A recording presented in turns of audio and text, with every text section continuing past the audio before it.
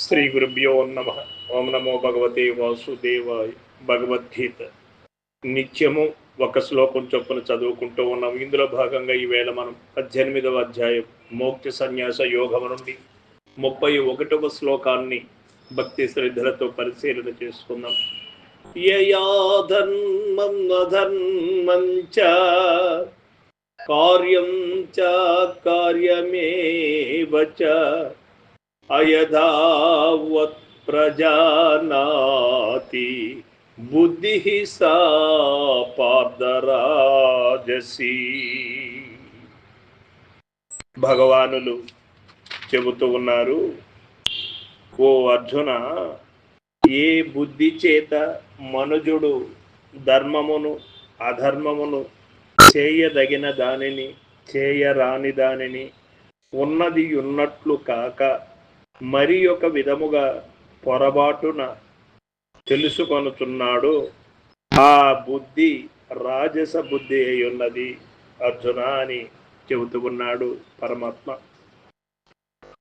కొందరి బుద్ధి ధర్మ అధర్మములను, కర్తవ్య అకర్తవ్యములను శాస్త్రములందు బోధింపబడిన రీతిగా గాక, పెద్దలకు గురువులు తెలిపిన రీతిగా గాక మరి ఒక విధముగా పొరపాటుగా గ్రహించుచు అట్టి బుద్ధి రాజసమైనది, దానిని సంస్కరించి సాత్విక బుద్ధిగా ప్రయత్నము చేయి మార్చుకొనవలెను అని భగవానుడు చెబుతూ ఉన్నాడు. ఏ మనిషి అయినా అపవిత్రంగా బ్రతకాలి అని అనుకోరు, అధర్మంగా బ్రతకాలి అని అనుకోరు, తనకు తాను వినాశము కల్పించుకోవాలి అని ఎవరూ అనుకోరు. అందరూ కూడా సత్యశీలతతో బ్రతకాలని అనుకుంటారు, మానవుడుగా బ్రతకాలని అనుకుంటారు, సంఘములో కీర్తి పేరు ప్రతిష్టలు కలిగి ఇహపర సుఖములు పొందాలి అనే భావన అందరికీ ఉంటుంది.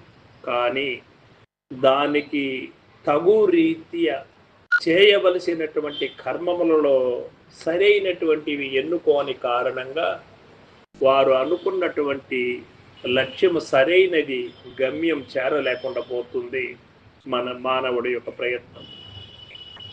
దానికి కారణం ఏమిటి? ఉదాహరణకి మనం ఒక టౌన్కి చేరాలి అనుకున్నప్పుడు ఆ టౌన్కు వెళ్ళేటువంటి బస్సు మనం ఎక్కితే అక్కడికి చేరగలుగుతాం. హైదరాబాద్ మనం వెళ్ళాలి అనుకొని కడప బస్సు ఎక్కామంటే హైదరాబాద్కి ఎట్లా వెళుతాం?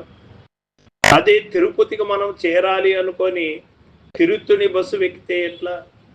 ఆ విధంగా చేరవలసినటువంటి గమ్యానికి అనుకూలమైనటువంటి బస్సు ఎక్కినప్పుడు ఆ గమ్యానికి సానుకూలంగా చేరుకుంటాం.